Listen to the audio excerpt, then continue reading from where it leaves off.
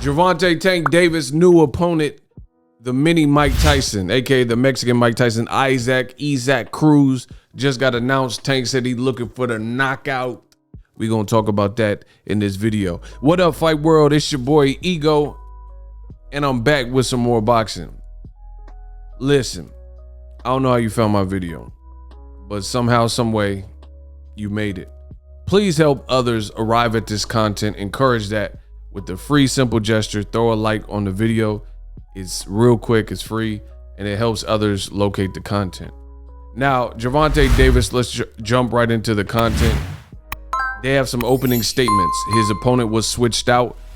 Rolando "Rolly" Romero was initially Tank Davis's opponent, and that is not going forth.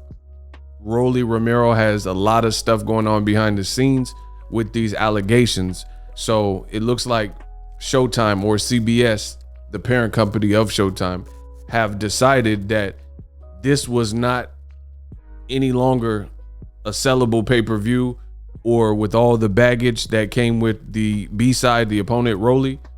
They decided to nip it in the bud. And, you know, as a business, we live in a PC culture. So at the end of the day, this is what's going to happen. And I'm not saying that in regards to the allegations from Rolly and saying that should be taken lightly. But what I'm saying is we live in a society where even a company could be found, at least in the public's eye, liable by charging a pay-per-view. And, you know, the company has to determine if they want to deal with potential backlash. And we know the decision for this particular fight was no.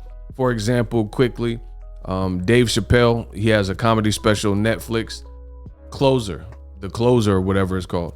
And a lot of people, well, I can't say a lot of people, but some people were offended with a particular bit and some of the jokes that were made in that special. And Netflix, it came all the way to the point where people were saying Netflix needed to pull his comedy special off. And Netflix CEO or whoever, Reed Hastings or whoever made the statement, came out and says, we allow Dave Chappelle's creative freedom, and we're not pulling that. We're not going to pull that off of our network. So, you know, in this case with Gervonta Davis and Rolly, you have these heinous allegations that are very serious. And do you want to charge the public a pay-per-view with all this going on in the background? It kind of takes away. So now enter Isaac Cruz. They label him, his nickname is the Mexican Mike Tyson. Tank Davis did have some opening quotes, and this is what he said. Quote, "I respect Isaac Cruz for stepping up and taking this fight, but everyone knows what I do. I come in looking for the knockout. That's exactly what I'm going to do in this fight. I'm back in LA where the stars shine, and I'm going to light it up against Isaac Cruz at the Staples Center December 5th. Now, we're about to embark on an incredible stretch of really the lightweight division, but just in general, back-to-back boxing. You have, you know, I'm not even going to do the chronological order necessarily, but Teofimo's fighting Kambosos. That was supposed to happen a long time ago. The first bid, I believe, was in February, March of this year. And Triller defaulted out. Long story short, it's on a different network. Eddie Hearn's taking care of it, and that fight's coming up. And then just announced today, Devin Haney is going to fight a guy he's been calling out. You know, somebody stepped up, and that's Joseph Jojo Diaz. And then you have Tank. This is on December 4th. Tank's fighting December 5th. So it's like boom, boom, boom, boom, bow. And this is all the guys not to mention Canelo Plant this week and stuff like that, and Stephen Coolboy Fulton and Brandon Figueroa. But particularly, these are all people who compete in the 135-pound division. Devin Haney, Jojo Diaz moved up and fought Javier Fortuna, so it's going to be contested for Devin Haney's lightweight title, right? Tank Davis, he did fight at 140, so he kind of bounces around in whatever division he feels like. He's the A side, he's a cash cow. Right now, this is taking place at 135, henceforth from the flyer. Now, a lot of people, and Tio, of course, he's the unified. I can't say undisputed because he hasn't fought Devin Haney, and there's clearly a dispute there. But I'm going to keep addressing this. Tank Davis is getting a lot of hate, and it just shows he's the cream of the crop, and he's this A-side and this phenom. And you see who's posting it.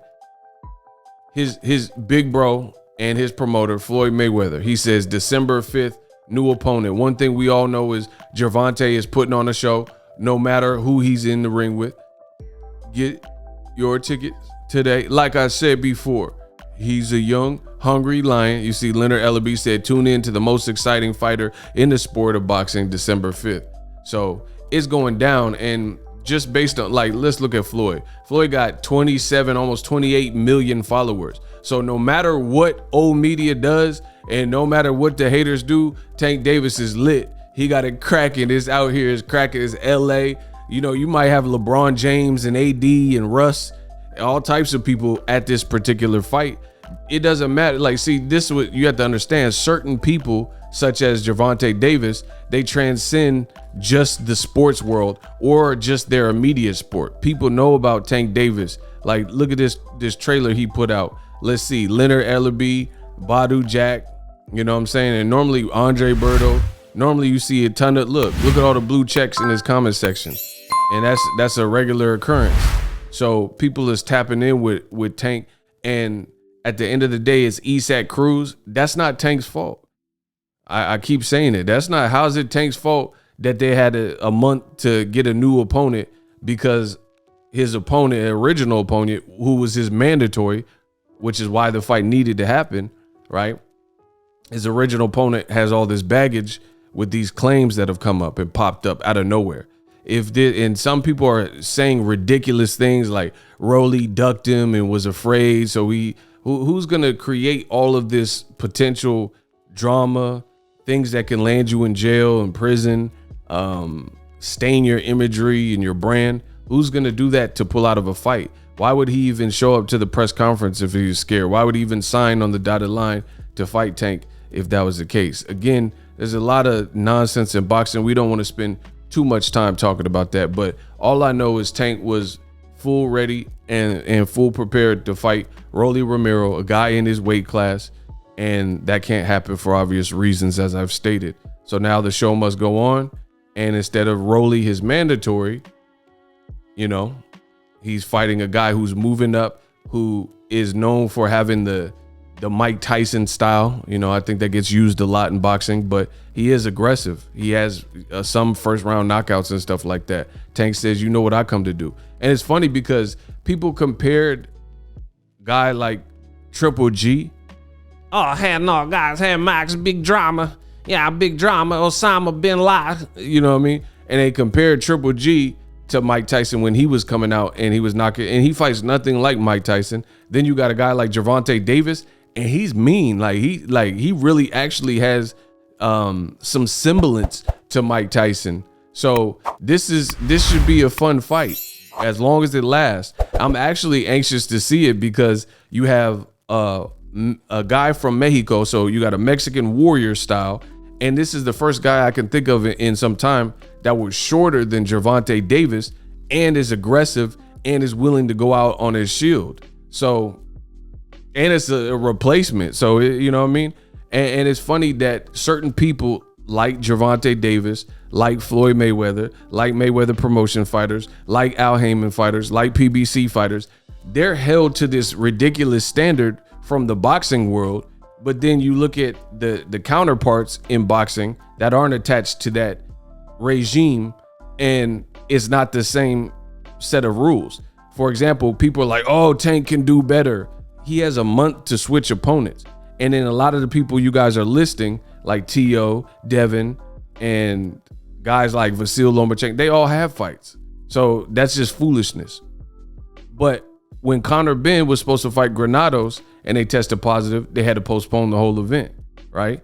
When you had guys like Dillian White supposed to fight Otto Vailin, and then Dillian White says he has a hurt shoulder, some of the guys stepped up and said, I'll fight against Otto Vailin, and then they just canceled they kept the card, but they canceled the main event, and took Otto Vailin off of the whole card. So why is Tank Davis held to this immaculate standard where something that's beyond his control, like his whatever his opponent does in his personal time or the allegations of what he's doing in his personal time, and then y'all trying to throw it back on Tank Davis? I mean, come on, it's lame.